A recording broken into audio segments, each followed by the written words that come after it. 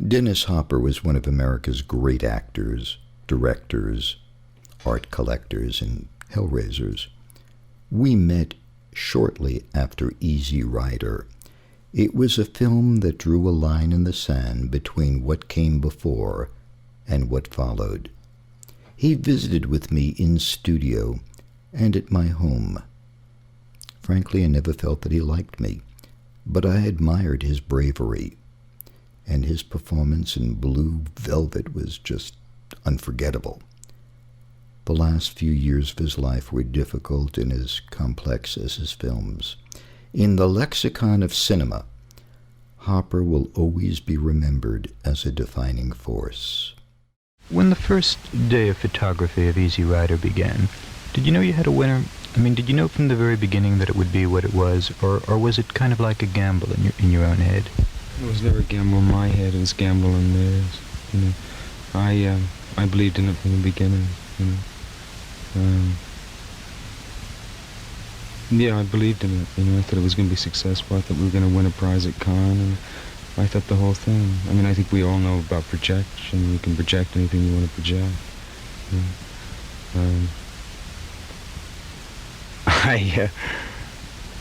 I'm not greedy, but I do believe that, like, you know, I believe that I can make movies. I sometimes question myself as a human being, but I hardly ever question myself as if ever question myself as a filmmaker. You know. That's interesting. You do make a distinction, though, between you as an individual, as a human being, and a director being two separate entities, not necessarily one and the same. Well, I no. I mean, like, you know, you are what you are, and I can only make films about things that I know about. I'm not going to try to make films about the future at the moment, and I'm not going to try to make, certainly not try to make films about the past, because the past is something that I'm not interested in. I'm really interested in now and making movies about now, and that's very difficult because sometimes it takes 2 years after the conception of something for it to be on, you know, out to the public. So,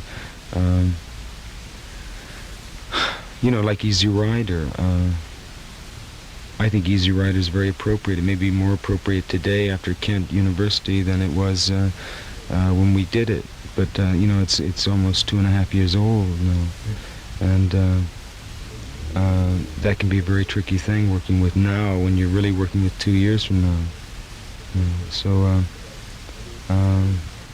but I want to make films about now. I don't want to build sets. I don't want to costume people. I don't want to wardrobe them. I want them to be the way they are in situations that take place now. And it's just how in contact I can keep with what's going on, really, you know, and I don't think it really matters which way it goes. If you're in contact, it's going to go that way, you know. So, you know, no, but really, basically being up to date, you know.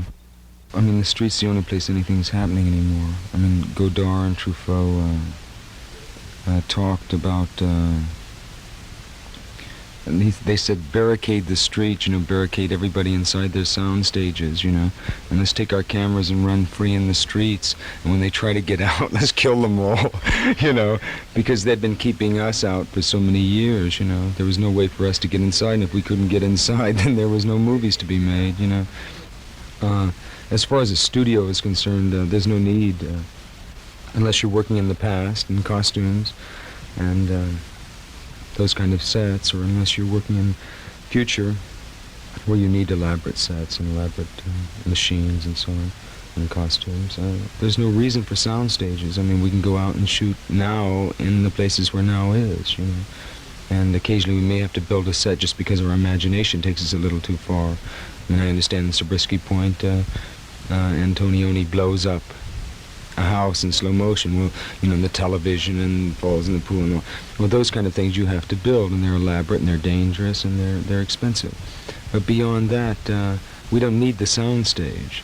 You know, we may need some special effects, we may need a few sets, but we can use the real places and the real people.